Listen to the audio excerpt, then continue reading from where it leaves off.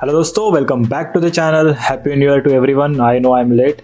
मैं थोड़ा ट्रैवल कर रहा था, देन मेरी तबीयत ख़राब थी। अगर आप पूछ रहे हो कि ये क्या है, वही रीज़न है। ऑलरेडी मेरे आँखों से धुआं निकल रहा था हल्के फीवर की वजह से, और आज जो मैं देख के आया हूँ उसके बाद तो आँखों की पूरी वाट लग चुकी है। Let it be, we are back on track now. तो इंडिया के सबसे बड़े सुपरस्टार शाहरुख खान के घर से 800 किलोमीटर दूर रहने वाले प्रभास की एक नई मूवी थिएटर्स में आ चुकी है, राजा साहब। और इतनी चप्पल छाप गुटका थूक गवार मूवी मैंने आज तक नहीं देखी।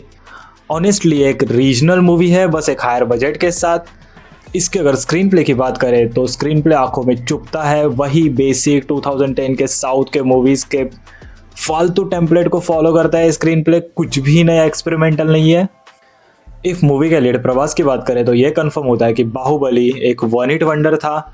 उसके बाद प्रभास ने एक्टिंग करना तो दूर की बात है, कोई अच्छी स्क्रिप्ट तक चूज नहीं की। इवन अगर हम कल्कि की बात करें तो कल्कि का saving grace Amitabh Bachchan sir थे, ना कि प्रभास था। प्रभास उसमें भी जोकर ही था। प्रभास का आज वही हाल है जो कुछ टाइम पहले सलमान खान का था। फैंस को ग्रांटेड लेना, एक बड़ी सी चेक वाली मूवी साइन करना और उसके बाद मूवी में कोई एक्टिंग ना करना। बिकॉज इन्हें पता है अगर इंडियन स्क्रीन पे आके पाद भी दिया तो भी इनके fans as a room freshener treat करेंगे। ऑल्दो अगर सलमान खान की फिल्मोग्राफी देखी जाए तो वो प्रभास से वे बेटर थी।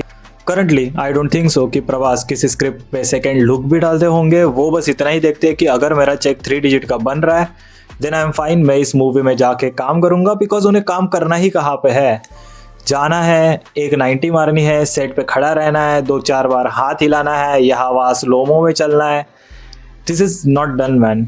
एक्सप्रेशंस तो वैसे भी दिखेंगे नहीं क्योंकि सूजे हुए चेहरे में सारे एक्सप्रेशंस तो वैसे भी गड़ गए हैं। अब तो डांस करने के भी तो एफर्ट कहाँ पे लेना है, डांस करने के लिए भी तो बॉडी डबल आते हैं, फेस स्वैप से वो भी हो जाता है। अगर प्लॉट की बात करें तो खेतों में इतना गोबर नहीं होता जितना इस मूवी के प्लॉट में है। लिटरली इंट्रो शॉट जहाँ पे प्रभास का फर्स्ट शॉट है, आई डोंट थिंक सो इनका कोई भी प्लान था कि कैसे शॉट करना है। वहाँ पे प्रभास एक बाइक पे सोया हुआ है, उसके मुंह पे रुमाल बांधा है और उसके ऊपर उसने गॉगल डाला है। ये सब क्यों? अरे छपरी लोग तो तभी इम्प्रेस होंगे ना जब आपका हीरो कुछ ऐसे छपरी जैसी हरकतें करेगा। तो प्रभास की दादी होती है, उसको अल्जाइमर होता है, उसको भूलने की बीमारी है। बस वो एक ही चीज़ याद रखती है, उसके पति के बारे में, और उसको पति के याद में कहीं ब्रेन स्ट्रोक ना हो जाए तो प्रभास का काम यही है, उसके पति को मतलब अपने दादाजी को ढूंढ के लाना है।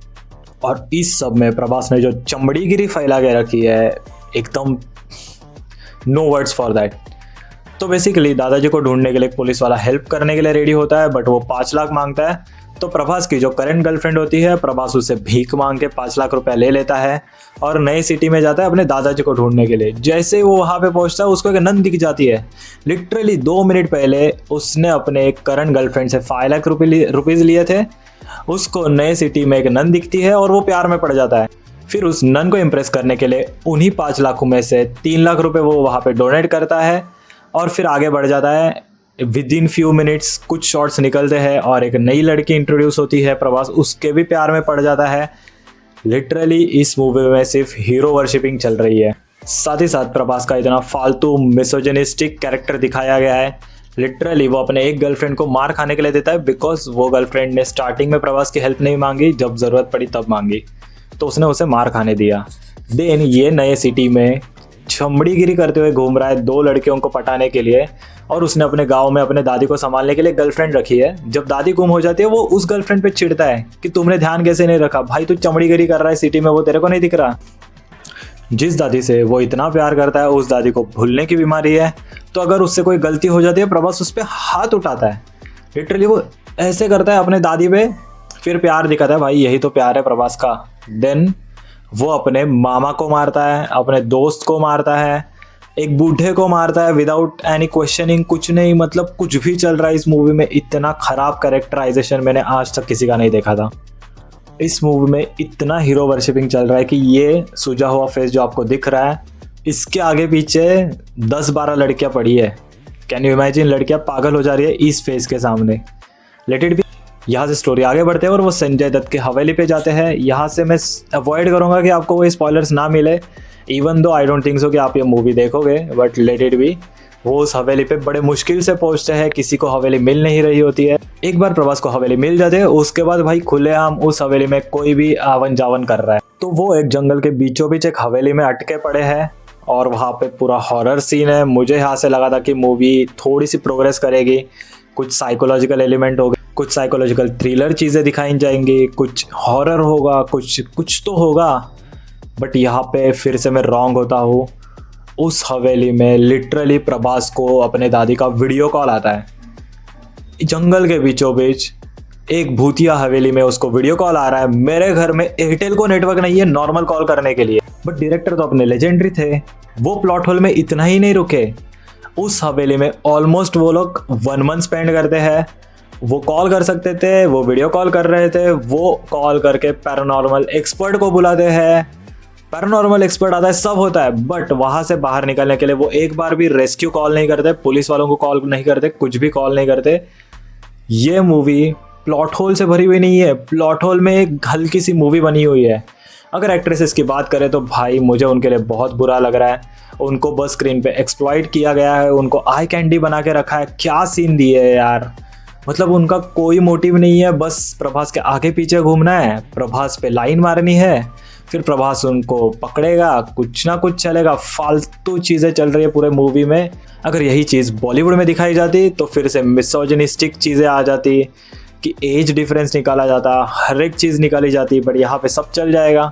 साउथ की मूवी है, एंड आते आते भगवान को तो स्क्रीन पे लाना ही था, नहीं तो कल्चर की बातें कैसे करते भाई। बहुत बढ़िया कल्चर जो दिखाते हैं साउथ के मूवी में। एक बंदा अपने एक गर्लफ्रेंड पे चीट करने के लिए दूसरी पकड़ता है, पहली से लिए हुए भीख के पैसों से दूसरी आइटम पटाता है, वो पट्टी नहीं है तो सीधा सीधा तीसरी पटाता है, तीसरी रखते हुए दूसरी पटाता है। और इस सब में भाई कल्चर वो तो बहुत बढ़िया चल रहा है।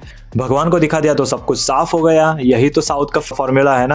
इफ VFX एंड बजट की बात करें तो ऑलमोस्ट 450 करोड़ से इस मूवी का एस्टिमेटेड बजट है, जिसमें से 100 करोड़ तो प्रभास खा गया जो वो डिजर्व ही नहीं करता था। फिर भी इनके पास 350 करोड़ बचे थे, जिसमें से 349 करोड़ तो प्रभास की फेस कट करने में, उसकी बॉडी स्लिम करने में, उसके फेस को ग्लो करने में, उसमें ही चला गया। फिर बचे हुए 1 करोड़ तो 3 एक्ट्रेसेस में बांट दिए। कहाँ से आएगा सेट डिज़ाइन, कहाँ से आएगा CGI। लिटरली इंट्रो सॉन्ग जो प्रभास का था उसमें प्रभास के फेस कटआउट उसके बॉडी से अलग दिख रहा था। अब क्लियरली देख सकते हो कि उसका फेस स्वैप किया गया हुआ है। इतनी फालतू एडिटिंग। अगर सेट डिज़ाइन की बात करें तो 450 करोड़ में क्या कुछ नहीं किया जा सकता। लिटरली धुरंधर देखिए, धुरंधर जिसका बजट इसका हाफ था, उसमें रियल सेट क्रिएट किए गए थे, वो भी पूरे के पूरी इलियासी टाउन क्रिएट किया गया था।